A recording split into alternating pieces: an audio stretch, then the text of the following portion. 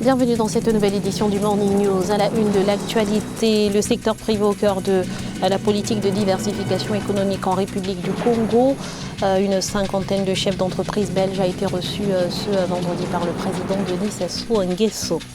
La Namibie, asphyxiée par la sécheresse, va pouvoir souffler. Le pays vient de bénéficier d'un financement de 8,4 millions de dollars du Fonds vert pour le climat afin d'améliorer la résilience climatique. Et puis vers le rétablissement des visas d'entrée pour les étrangers hors CEDEAO au Sénégal. Le ministre de l'Intérieur l'a annoncé ce 10 octobre officiellement pour des raisons de sécurité. Mais tout d'abord et en bref, cette nouvelle attaque meurtrière au Burkina Faso, au moins 16 personnes ont perdu la vie et 2 autres ont été grièvement blessés ce vendredi dans une attaque contre une mosquée à Salmossi, à une vingtaine de kilomètres de Gorom Gorom dans le nord. Notant que depuis le début de l'année 2015, les attaques djihadistes de plus en plus fréquentes ont fait près de 600 victimes, poussant sur les routes environ un demi-million de personnes. Les premiers dés sont jetés en Tunisie. Les candidats au second tour de la présidentielle, Kaïs Saïd et Nabil Karoui, se sont affrontés ce vendredi lors d'un débat télévisé. Un exercice inédit pour la démocratie tunisienne, organisé in extremis, seulement 48 heures après la sortie de prison de Nabil Karoui. Alors lequel des deux candidats a été le plus convaincant? Eh bien, 7 millions de Tunisiens sont appelés aux urnes ce dimanche 13 octobre pour faire leur choix et ainsi élire leur nouveau président de la République. Le Congo, à la conquête des investisseurs, une cinquantaine de chefs d'entreprise belges a été reçue ce vendredi par le président Denis Sassou Nguesso. À l'issue d'un séjour d'une semaine, ces derniers ont pu évaluer les potentialités susceptibles d'aider le Congo à relever le défi de la diversification économique. Reportage de Deva Panzo, notre correspondant à Brazzaville. Le Royaume de Belgique va consacrer davantage d'actions économiques en République du Congo sur des secteurs particuliers, avec de nombreuses solutions sur les défis économiques du pays. Et grâce à son avantage technologique, la Belgique veut implanter ses entreprises au Congo afin de nouer des véritables partenariats. C'est une ouverture de marché, c'est une mission de prospection, une mission multisectorielle. On est venu avec plus de 50 entreprises belges et donc c'est une première qui a vocation à perdurer. Le tissu économique belge et congolais est composé à 90% de PME. Nous devons faire en sorte que ces PME se parlent sur le long terme pour nouer de véritables partenariats qui permettront au Congo de développer son autonomie économique et qui permettront à la Belgique de s'internationaliser. L'intérêt d'investir en République du Congo a été manifesté par la mission d'une délégation de 50 chefs d'entreprise belges depuis le 4 octobre 2019, une délégation qui a finalement été reçue par le chef de l'État Denis Sassou Nguesso à l'issue de sa mission. Nous sommes très touchés par la décision que vous avez prise de venir ici au Congo directement au contact de la réalité. Je suis comblé de savoir que vous avez été à Pointe-Noire, que vous avez fait la route de Pointe-Noire à Brazzaville. Notons que la mission d'entrepreneurs belges a permis près de 1000 rencontres B2B avec les entrepreneurs congolais.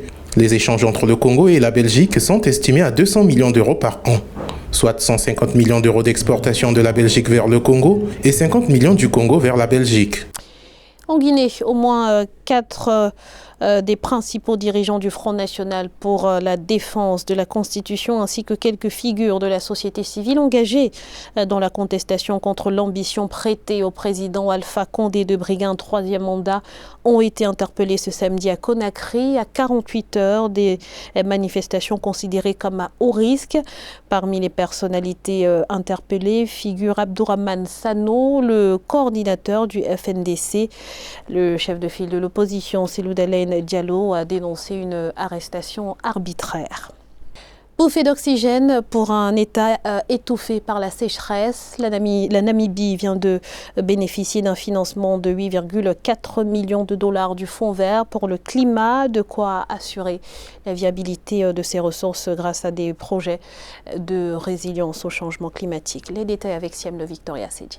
Le gouvernement namibien veut renforcer la résilience du pays face au choc climatique en investissant dans des projets permettant de renforcer la durabilité des ressources. Le Fonds d'investissement environnemental a récemment obtenu du Fonds vert pour le climat 8,4 millions de dollars. La Namibie, qui subit une forte sécheresse, a dépensé plus d'1 million de dollars pour préserver les différentes espèces menacées par le fléau. Les jeunes sont les plus touchés par les changements climatiques, raison pour laquelle nous avons trouvé des mécanismes de financement et des programmes différents. Nous financerons plusieurs projets, entre autres en matière d'infrastructure de l'eau. Avec 300 jours d'ensoleillement par an, l'exploitation de l'énergie solaire en Namibie représente une réelle opportunité que l'exécutif veut désormais saisir. En 2018, près de 64 000 animaux avaient péri en raison de la sécheresse.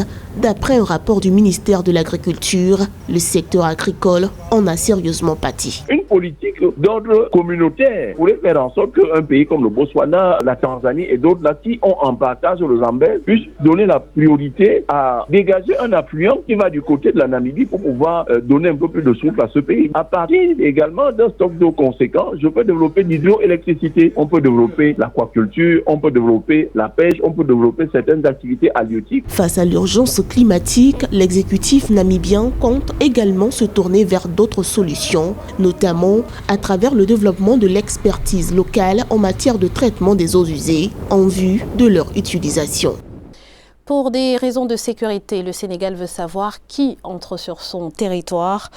Le ministre de l'Intérieur, Aliou Ngouille Ndiaye, a donc annoncé ce 10 octobre le rétablissement des visas d'entrée pour les étrangers hors CEDEAO. Une annonce qui préfigure le rétablissement du principe de réciprocité. Explication avec Ange Bijou Nomenio. Le Sénégal va de nouveau rétablir les visas d'entrée pour les étrangers hors CEDEAO. Selon le ministre de l'Intérieur Ali Ngouille Ndiaye, qui en a fait l'annonce, cette mesure sera prise uniquement pour des raisons sécuritaires. En 2015, les autorités sénégalaises avaient supprimé les visas d'entrée pour les étrangers avec pour objectif de booster le tourisme. On est dans un pays qui a été entouré d'autres pays qui ont eu à subir des attaques terroristes et si l'instauration des visas peut nous permettre de contrôler des personnes qui sont issues de la mouvance islamique de certains pays, oui, pourquoi pas. Mais on sait aussi très bien que la grosse partie de la menace djihadiste provient de pays qui n'ont aucune obligation de présenter un quelconque passeport et une carte d'identité suffit. Mais ça fait partie, on peut considérer que ça fait partie d'un habillage global qui intègre le renseignement, qui intègre la surveillance. La question des visas semble diviser les positions au sein même du gouvernement. Une semaine plus tôt, le ministre du Tourisme, Alioune Sarr, s'était bien gardé de confirmer l'information de la réintroduction du visa. Selon lui, la ligne officielle du gouvernement sénégalais, c'est de maintenir la suppression des visas en concertation avec le secteur privé. Non, le visa n'est pas le problème. Le visa vient aggraver une situation qui est déjà très compliquée. Mais si l'environnement est compétitif, s'il y a une politique de l'État de vouloir véritablement développer le secteur touristique en améliorant les réceptifs, en créant de nouveaux réceptifs et en ne vendant pas seulement que du sable et de la mer, mais aussi d'autres produits, là, si vous instaurez le visa, vous ne posez aucun problème. Le visa obligatoire avait déjà été instauré en 2013, puis supprimé en 2015 au grand soulagement des professionnels du tourisme. Près d'1 million de touristes visitent le Sénégal chaque année selon des études. Dans le reste de l'actualité, première édition de la Biennale internationale de la sculpture de Ouagadougou. Cette rencontre d'échange et d'exposition d'œuvres se veut une vitrine de valorisation et de consolidation sur le marché international de la sculpture africaine contemporaine. Immersion dans ce reportage de Jean-Paul Ouedraogo, notre correspondant au Burkina Faso. Lancée le 8 octobre 2019 à l'Institut français de Ouagadougou, la première édition de la Biennale internationale de la sculpture de Ouagadougou, BISO, déroule son programme jusqu'au 15 octobre prochain. Née de la volonté de ses deux fondateurs, Niaba Ouedraogo et Christophe Persson, la rencontre se veut une vitrine de valorisation de la sculpture africaine contemporaine au Burkina Faso et au-delà. On appréhendait, on se disait ça va prendre, mais j'avoue que ça a dépassé nos ententes. Parce que pour une première, on a eu du public, on a eu des grands artistes. La rencontre se tient dans un contexte où l'art contemporain africain connaît une visibilité et un succès international.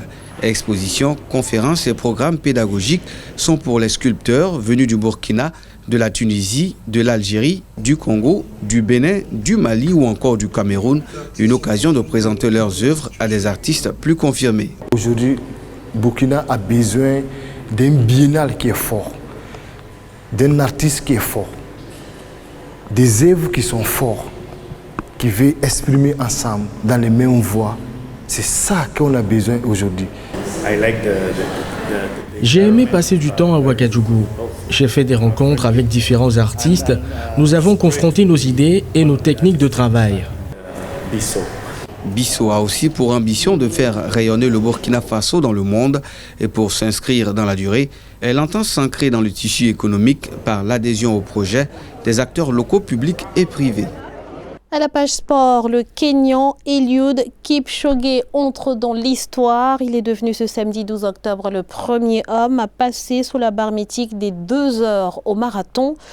Il a couru ses quelques 42 km en 1h59 minutes et 40 secondes. C'était à Vienne lors d'une course non officielle. Le record du champion olympique kényan de 34 ans ne peut donc pas être homologué. Mais l'événement a été très suivi et l'exploit reste de taille. Je vous propose de l'écouter. Cela compte beaucoup pour mon pays et pour mon continent, l'Afrique. Il s'agit de dire aux gens qu'il n'y a personne qui fixe les limites. Les limites sont uniquement présentes dans leur esprit. Ce n'est pas réellement une chose tangible, ce n'est que dans leur tête. Alors mon objectif est d'essayer de créer le déclic afin qu'ils réalisent qu'aucun être humain est limité. Ce journal a été réalisé par l'ensemble de la rédaction. Merci pour votre fidélité. Restez sur Africa 24 dans quelques instants, une nouvelle édition de l'actualité.